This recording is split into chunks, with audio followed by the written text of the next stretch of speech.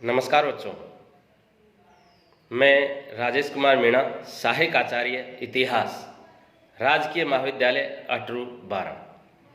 बच्चों, आज हम बीए प्रथम वर्ष के पेपर प्राचीन भारत के इतिहास के टॉपिक नालंदा विश्वविद्यालय पर अध्ययन करेंगे। नालंदा विश्वविद्यालय प्राचीन कालीन भारत में शिक्षा का प्रमुख केंद्र था और ये बिहार प्रांत में पटना से लगभग 50 मील दूर दक्षिण की ओर स्थित था। शताब्दियों तक यह नालंदा शिक्षा का केंद्र उन्नति के पथ पर निरंतर आगे बढ़ता रहा। 7वीं शताब्दी में हेनशांग, जो चीनी यात्री था, वो आया और उसने नालंदा का विशद वर्णन किया। यह काल नालंदा का पर्याप्त वैभव का काल था। कुमारगुप्त प्रथम ने यहां एक विश्वविद्यालय भवन का निर्माण करवाया। नालंदा विश्वविद्यालय गुप्त शासक कुमारगुप्त प्रथम की देन है। बाद के गुप्त सम्राटों ने इसके प्रत्येक चरण में इसका विकास किया और अपना योगदान दिया। संपूर्ण विश्वविद्यालय के भवनों को देखने से ज्ञात होता है कि इस विश्वविद्यालय का निर्माण एक निश्चित योजना के आधार पर हुआ था। उस समय देश में वास्तुकला तथा इंजीनियरिंग की काफी उन्नति हुई। इस नालंदा विश्वविद्यालय में एक विशाल पुस्तकालय भी था। यह पुस्तकालय 9 मंजिल का भवन था और यह जो 9 मंजिल का था, इसमें 300 फीट की ऊंचाई थी। इसके सभी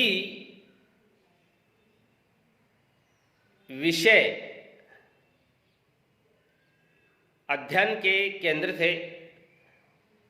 संपूर्ण पुस्तकालय 3 भागों में विभक्त था, जिन्हें रतन सागर, रत्नोदधि और रतन रंजक नाम से संबोधित किया जाता था। इन सभी भवनों के अलावा मैदान में चारों ओर पवित्र और निर्मल जल के लगभग 12 सरोवर थे।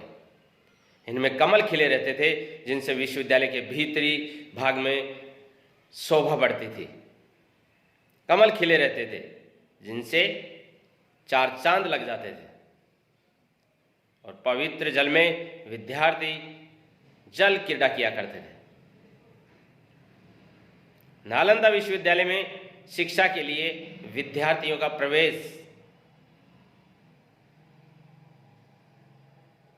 बड़ा कठिन होता था। द्वार पर पंडित छात्र की परीक्षा लेता था और यहां सफलता मिलने के बाद ही विद्यार्थी को प्रवेश मिल पाता था। विश्वविद्यालय का शिक्षक स्तर काफी ऊंचा था। इसमें भारत से बाहर के विद्यार्थी भी पढ़ने आया करते थे और उच्च शिक्षा प्राप्त करने के लिए यहां पर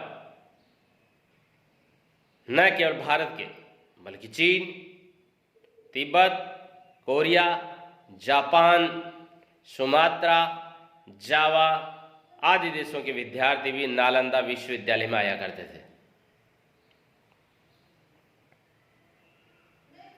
विश्वविद्यालय का प्रशासन एवं प्रबंधन किस प्रकार का था, इसकी भी चर्चा करते हैं। यहां का प्रबंधन आदर्श था।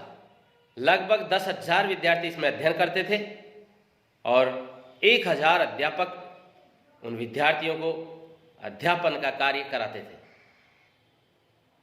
विश्वविद्यालय कई भागों में विभक्त था। इनका प्रबंध पूर्ण रूपेण जनतंत्रीय प्रणाली पर आधारित था। विश्वविद्यालय के प्रबंध का नियामक भिक्षु महास्थाविर होता था और यह विश्वविद्यालय का कुलपति कहा जाता था। वह भिक्षुओं के द्वारा निर्वाचित विद्वान होता था जो सर्वश्रेष्ठ विद्वान होता था। कुलपति की सहायता के लिए, परामर्श देने के लिए 2 समितियां होती थी। इनमें पहली समिति शिक्षा संबंधी कार्यों, जैसे उदाहरण के लिए पाठ्य विषय, शिक्षकों के कार्यक्रम, पुस्तकालय संचालन आदि में परामर्श तथा सहायता देती थी। विभिन्न भागों के अध्यापकों का निर्वाचन विश्वविद्यालय संघ द्वारा होता था। इस विश्वविद्यालय में शिक्षा प्राप्त करने के लिए छात्रों को कोई शुल्क नहीं देना होता था, यानी निःशुल्क शिक्षा दी जाती थी।